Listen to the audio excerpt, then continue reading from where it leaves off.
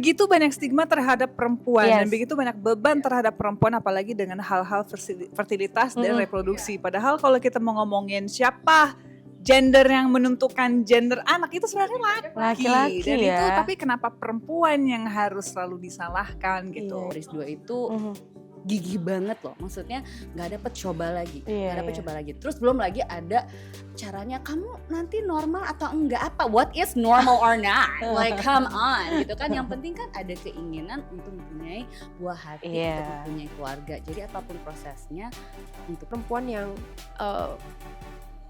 dinilai dari hasil produksi, apakah itu gendernya laki atau perempuan, kemudian atau dia bisa punya anak atau tidak gitu. Kita sering mendengar di sekitar kita ada yang bahkan diceraikan karena tidak punya anak misalnya gitu, atau harus bersiap-siap di madu karena belum menghasilkan anak dengan gender yang sesuai yang diharapkan gitu. Ini problem-problem ini sangat banyak kisahkan, dan aku sebagai salah satu dari 6 perempuan Indonesia tersebut, aku masih ingin punya harapan untuk my own future nanti gitu, dan aku merasa film ini juga akan menjadi penyemangat untuk banyak pejuang di luar sana, dan semoga bisa memberi harapan juga sih buat banyak teman di luar sana. Kalimat yang seharusnya tidak ditanyakan atau disampaikan kepada para pejuang garis 2.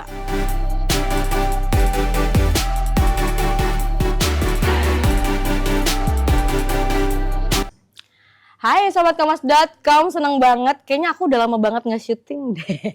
Hari ini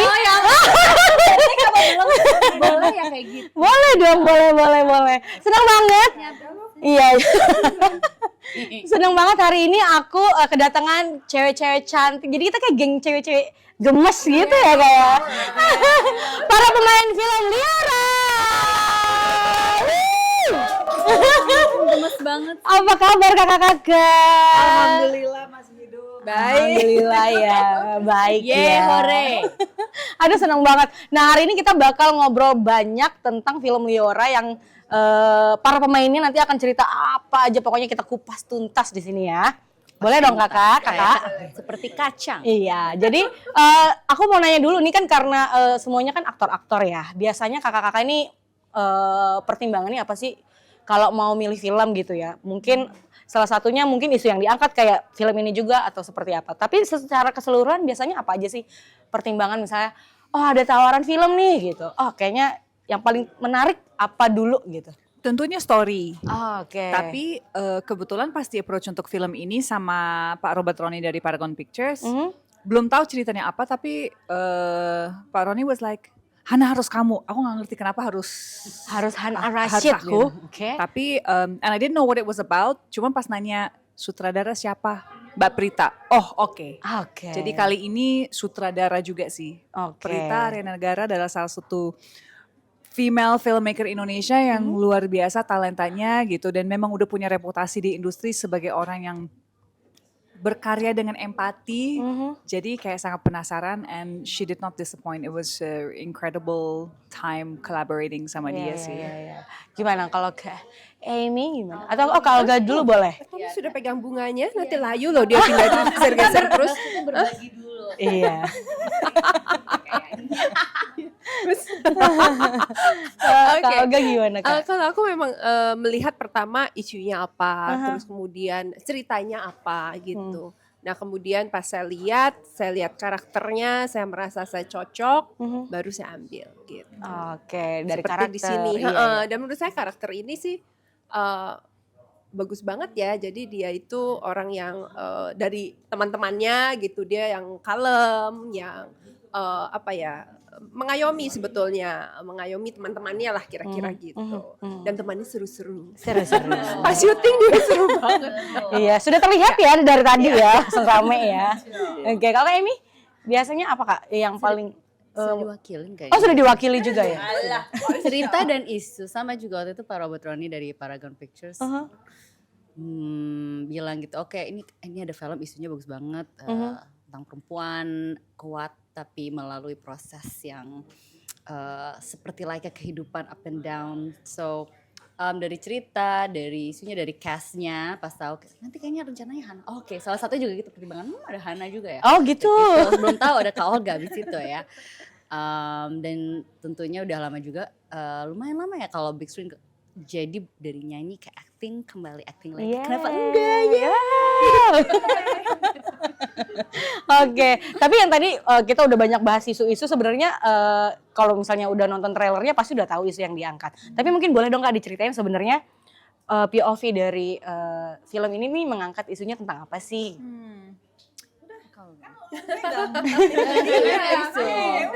Aduh nih kalau cewek-cewek gitu ya, udah kamu aja gitu. Kita udah sering berdua. Oh gitu. Iya, kalau kita melihat bahwa ternyata cukup banyak kasus bahwa perempuan itu dinilai dari rahimnya gitu, bukan keseluruhan perempuannya, tapi dari satu organ itu gitu.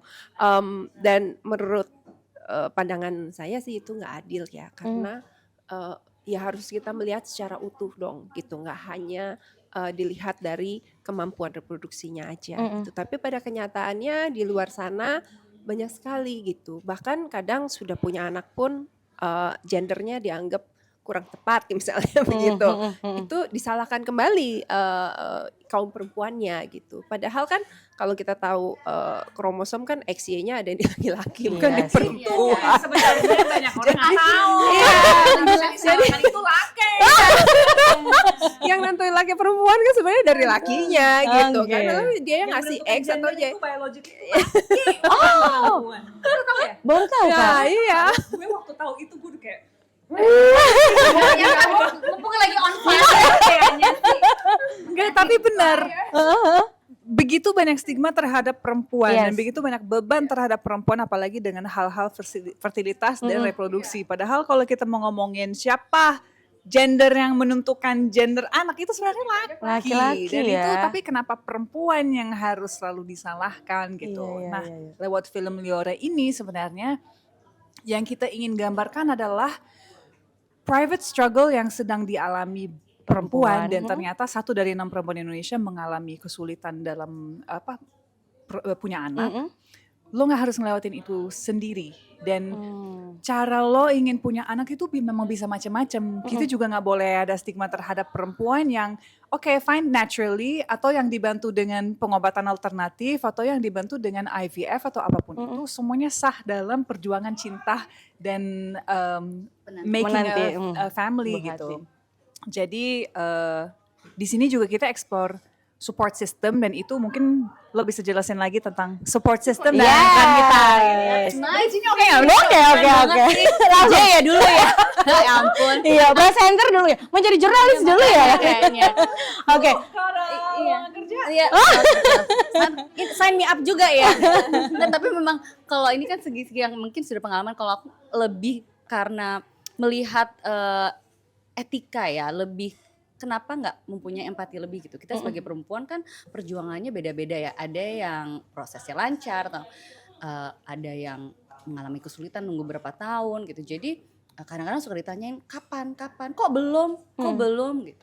Nah, di film Liora itu menggambarkan persahabatan yang erat. Jadi Mutia ini mempunyai geng ya. Ini Vika, terus ada Nafira, ada juga Kathy. Kita berempat saling support karena Mutia belum punya momongan kan di sini ceritanya kan.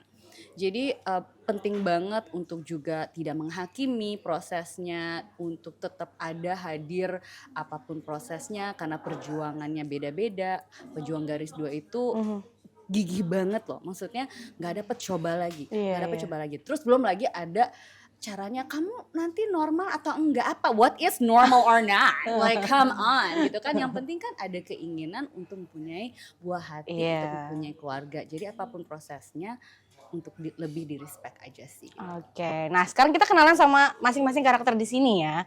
Walaupun kita udah tahu ini adalah geng cewek-cewek support system gitu ya. Kalau kayak sendiri sebagai siapa, terus karakternya seperti apa sih? Di sini menjadi Vika. Vika yang paling netral deh kayaknya, paling tegar, kayaknya ketuanya. Oh gitu, ketua geng. Ketua geng kayaknya. Karena ketika semua panik dan semua soft di sini, aku ngeliatnya sih Vika paling centered gitu ya, grounded banget.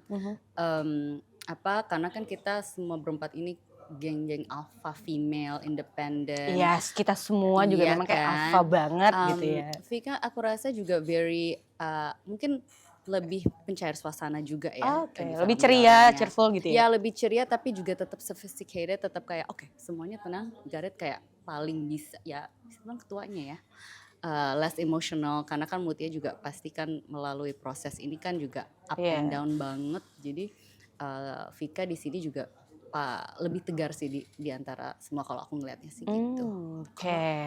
Kalau Kak Olga di sini sebagai siapa? Kalau aku sebagai Kathy dan Kathy ini memang kayak apa ya, paling keibuan di antara semua gitu dalam kalem gitu, very calm. Pada saat genting bisa diandalkan juga, tapi emotionally dia sangat bisa diandalkan gitu. Kalem, tenang, bisa kasih semangat juga gitu. Jadi mungkin kalau aku bagian kalemnya kan udah ada Vika yang bubbly yang mencerahkan suasana gitu. Tapi memang menarik bahwa ini adalah potret 3 perempuan alpha female yang sangat apa ya, kuat dan independen, tapi kita selalu punya waktu untuk teman-teman kita, untuk kita dan teman-teman kita selain juga dengan keluarga dan pekerjaan. Iya. Saya pikir ini semoga bisa menjadi potret yang menarik juga untuk kaum perempuan di Indonesia. Oke, jadi banyak layer jenis-jenis Layernya perempuan di banyak. sini ya. Iya, Oke. betul. Kalau Kak Hana di sini berarti sosok yang seperti apa nih di sini? Aku berperan sebagai Nafira, sebenarnya hampir sama sih, maksudnya career driven, ambitious gitu. Mungkin dia lebih tomboynya kali ya di dalam grup ini, actually gitu. Mungkin jadi ada momen-momen, tapi menurutku atau setidaknya apa yang saya berusaha untuk portray dalam film ini, Nafira ini di saat Mutia sedang mengalami what she's going through dan di saat dia bercerita seperti yang ada di trailer gitu, empati itu loh yang di luar segala jokes antara kita dan kepribadian yang sangat strong semuanya walaupun beda-beda, bisa bercanda dan agak tomboyish ini segala macam, tapi di saat teman terdekat lagi going through something yang sangat-sangat hard, itu empathy first dan genuine happiness di saat teman kita sedang mengalami sesuatu yang memang sangat patut dirayakan gitu. Dan di saat dia going through yang tersulit pun, there's nothing stopping us all untuk selalu hadir.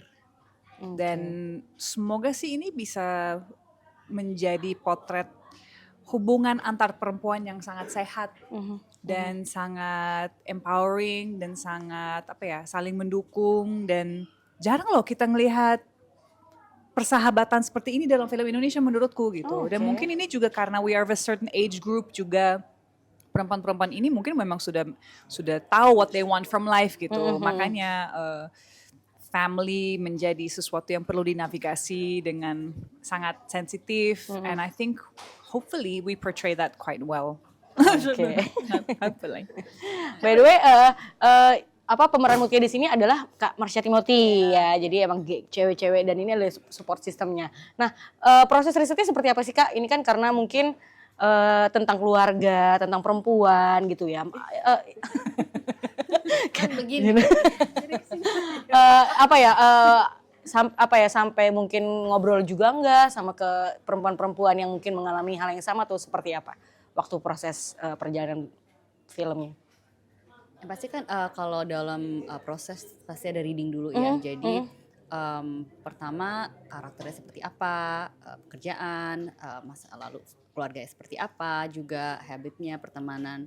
Kalau aku lebih melihat dari apa yang terjadi sekitar aku juga sih gitu, melalui proses bahwa banyak banget ternyata teman-teman gitu, sepupu, sahabat dekat banget yang melalui proses itu. Dan di sini aku kurang memahami jujur gitu, tapi karena aku melihat dari karakternya ini kan always there, selalu ada kehadirannya dan pendengar yang baik, dan aku tuh suka selalu tempat curhat teman-teman ya, jadi aku bisa menempatkan itu juga.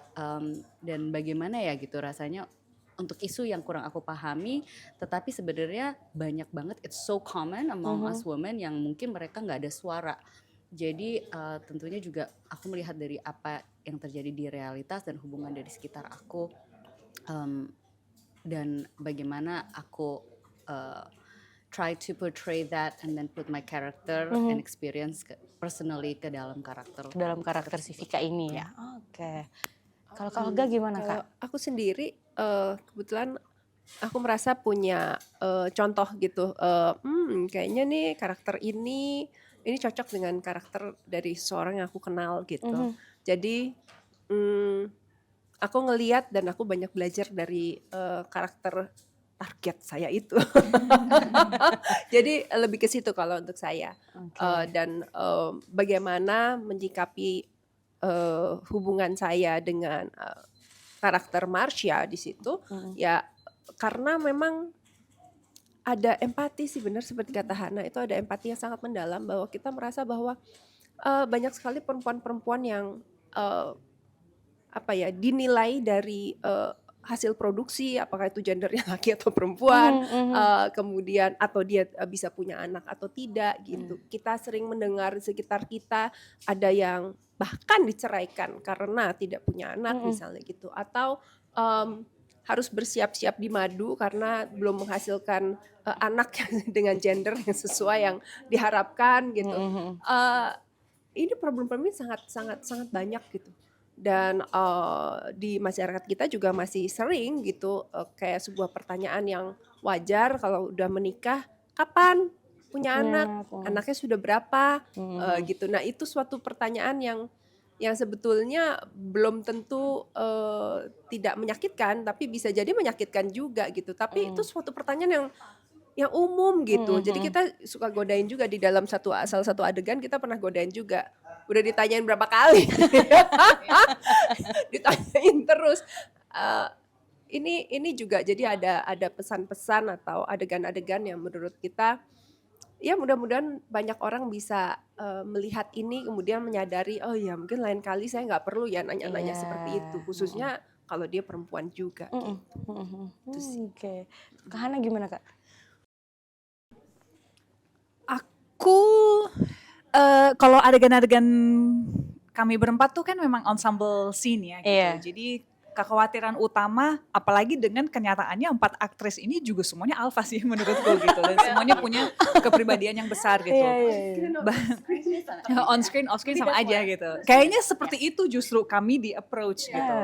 Bagaimana caranya kita bisa sebalance mungkin dalam beradegan, dan menurutku itu sangat dibantu dengan chemistry yang ternyata nggak perlu dicari. Saat ketemu udah langsung klik actually. Sama Sarah sudah kenal lama, sama Caca udah pernah kerja sama Olga baru kenal di sini, tapi kayak langsung langsung nyambung. Dan kita juga sangat dibantu oleh Mbak Prita sebagai our director yang menurutku sangat pintar menggambarkan atau memvisualisasikan percakapan-percakapan perempuan dengan segala kehebohannya yang sangat real gitu.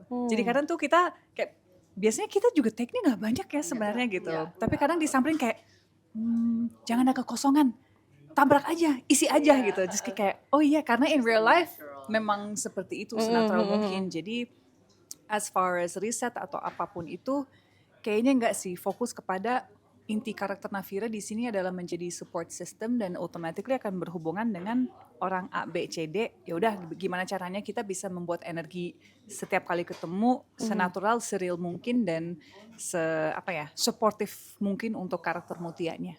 Oke, iya. Tapi sebenarnya kalau ditanya seberapa relate Kak dengan isu yang diangkat gitu ya, sampai akhirnya ada film yang mau mengangkat isu ini dan akhirnya oke, aku mau terlibat gitu. Kalau untuk kakak-kakak sendiri gimana? Kalau aku sendiri relate banget karena aku menariknya dalam film ini menggambarkan cukup banyak bagian dari perjalanan hidupku tapi tidak lewat karakterku sendiri, lewat karakter Mutia gitu. Jadi apalagi waktu lihat trailer kemarin kayak damn, I've been there. Jadi pas baca skripnya juga cukup, aku merasa dengan ikut project ini ada aspek pemulihan untuk diriku, tapi masih dalam batas aman dan nyaman karena aku nggak menjadi Mutianya, aku menjadi periphery, aku menjadi support systemnya gitu. Jadi relate banget kehilangan yang dirasakan Mutia. Aku pernah merasakan dan aku sebagai salah satu dari 6 perempuan Indonesia tersebut, aku masih ingin punya harapan untuk my own future nanti gitu, dan aku merasa film ini juga akan menjadi penyemangat untuk banyak Perempuan pejuang di luar sana, dan semoga bisa memberi harapan juga sih buat banyak teman di luar sana. Oke. Kalau Kak Emi dan Kak Olga? Kamu bisa aja. Ya, dari kalau body language sudah kelihatan. Oh gitu ya. Saya nggak mau bilang sesuatu jadi ya udah. Dasar. Kalau buat aku sendiri ya bang, saya percaya film ini akan relate pada banyak orang, khususnya kaum perempuan gitu, karena ya kadang-kadang udah susah gitu, kemudian mengambil jalan A, B atau C, ada aja yang komentar. Padahal itu kan suatu perjuangan yang luar biasa gitu, yang berat gitu. Dan berbagai cara yang ada sekarang dengan teknologi yang paling maju sekalipun, dengan harga yang tidak murah sekalipun, tidak ada yang bisa menjamin gitu bahwa memang menciptakan satu buah kehidupan itu memang it's a miracle gitu, dan nggak mudah gitu. Dan sampai saat ini belum bisa dipecahkan secara teknologi yang terbaru ataupun sains terbaru gitu. Jadi siapapun yang mengalami kesulitan untuk punya anak gitu, ya udahlah, sebagai orang di sekitarnya, orang yang mencintai, teman, sahabat, apalagi keluarga, ya disupport aja gitu. Nggak perlu dihakimi, nggak perlu ditanya-tanya yang nggak perlu gitu. Mungkin hal seperti itu sih. Iya, oke. Tapi mungkin berarti setelah nanti mungkin ya ketika filmnya tayang, selain POV atau memberi semangat kepada para pejuang, berarti ada banyak sindiran-sindiran juga terhadap lingkungan-lingkungan yang suka ya apa yang toksik gitu, yang suka gitu-gitu juga nggak sih Kak? Enggak juga ya? Oh halus ya? Tapi yang harus dilihat juga itu bahwa pasangannya, suaminya, calon itu harus yang tepat kan. Oke. Gitu kan. Kalau di sini kan di Liora ini menggambarkan Fajri, suami dari Mutia ini green flag banget ya. Dan aku ngeliat sih kalau misalnya dari trailernya juga dari cerita ini, pasangannya kita kan itu nggak mudah ya, kehilangan dan mencoba lagi pasti capek banget kan, dan kadang we just wanna give up gitu kan. Terus juga kadang-kadang pasangan kita mungkin kayak aduh mau kamu apa sih gitu kan, and then sampai ya begitu tadi Olga juga cerita di madu apa, kamu cari aja istri lain atau cari perempuan lain untuk bisa memberikan buah hati. So I think it's very important pasangan yang bisa dicurahkan, support, always there. Bahkan kalau misalnya tidak bisa memberikan satu advice atau just be there untuk mendengar dan merasakan bahwa ini tuh prosesnya sama-sama, bukan hanya di perempuannya aja. Iya. Oh berarti ada gambaran tentang pasangan si laki-lakinya juga di film ini gitu ya. Oke, ini pertanyaan harus dijawab. Adakah kalimat yang seharusnya tidak ditanyakan atau disampaikan kepada para pejuang garis 2 mungkin, supaya mungkin sahabat kompas.com juga dikasih edukasi ya, gimana sih sebenarnya kalau misalnya kita ngomong tuh supaya nggak menyakiti itu seperti apa gitu. Simple, jangan nanya kapan isi. Kapan isi tuh kayak isinya makanan ada. Iya sih bener, tiap hari juga diisi perut saya. Iya kan, pertanyaan kapan isi itu tuh it's very, menurut aku ada bisa lebih sopan lagi untuk tidak menyinggung gitu. Atau nggak usah nanya kalau misalnya kalau melihat sepertinya tidak dari perempuannya atau dari laki ini juga nggak membawa atau membahas itu ya, tidak membahas, sepertinya tidak usah ditanyakan. Kalau bisa itu pelan-pelan coba deh ditinggalkan pertanyaan-pertanyaan seperti itu. Karena kan thank you, kita nggak pernah tahu perjuangan seseorang itu ya, apalagi kan ini adalah perjalanan yang sangat private ya sebenarnya, dan sangat penuh dengan kesulitan dan struggle dan kesakitan dan segala macam. Jadi pertanyaan-pertanyaan yang sesimpel kapan sih, lu nggak pernah tahu orang lagi ngelewatin apa gitu. Jadi emang lebih baik gak usah nanya, daripada nanya doain aja sebenarnya. like for me ya, kamu juga capek banget dulu ditanyain kayak, tapi malah nggak ditanyain sama keluarga sendiri karena mereka paham, ditanyain mulu sama netizen kayak, lu siapa? Nanya Iya gitu lagi ke gue. netizen, hey. Halo. Kalau Aga mungkin mau nambahin? Iya sih. Biasanya setelah kapan isi itu pertanyaannya adalah kenapa? It's like kenapa? Ya nggak tahu. Ya kan juga loh. itu yang sebaiknya jangan ditanyakan. Apalagi udah tanya kapan isi, ada lanjutannya lagi. Ya itu sih, itu yang mungkin perlu ya empati sih sebenarnya gitu. Dan itu bukan pertanyaan yang terlalu penting. Ada banyak pertanyaan lain yang lebih penting. Lagi sibuk apa? Lagi ngerjain apa? Bagus banget ya gini atau apa ya? How can I help? Iya. Maksudnya daripada why dulu, apa yang aku bisa lakukan untuk membantu? Kamu butuh apa? Mungkin teman kita lagi butuh keluar ngopi, ngobrol dan gibah aja sih sebenarnya untuk membuat hari dia lebih menyenangkan. lagi.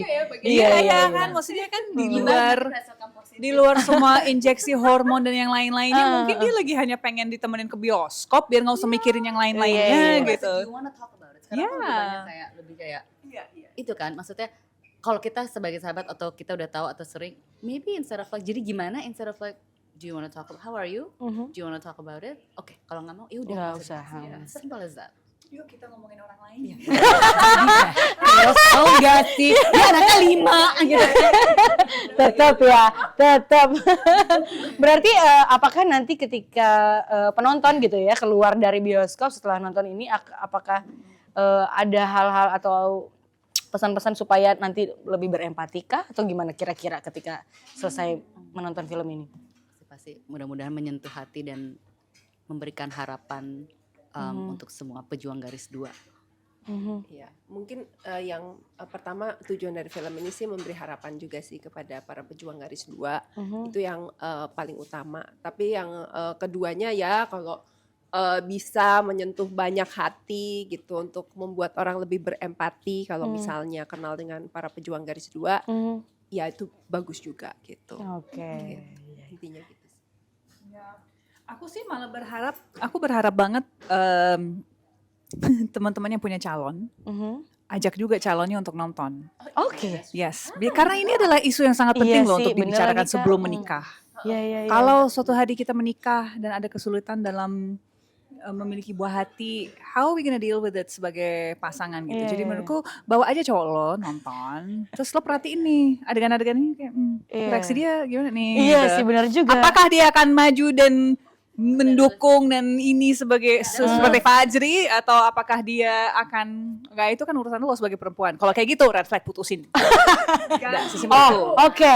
Ganti baru. Iya, ini adalah film untuk menguji hubungan. Apakah laki pacar kalian Yes. red flag atau tidak gitu ya, Kak? Itu sangat penting untuk dibahas sebelum menikah. Ya, Oke. menurutku. Itu bener banget loh. Ya kan? Kan kebayang Iya kalau lagi. gini, halah repot banget. Nah, Oke, bye. cewek, Ya, oke, ganti istri. Kayaknya ribet banget, no, oke, bye. Kemarin ada satu cowok yang aku gak ada calon. Ya udah mungkin nanti yang single datang kita bikin nobar. Kayak aja lu ketemu calon lo di. Iya, benar. Ini adalah calon Nanti babynya akan kayak ini adalah hasil film Leo. Ya, seru banget. Iya, the second ya. Raja-raja Inggris ya. Iya, seru-seru. iya lagi.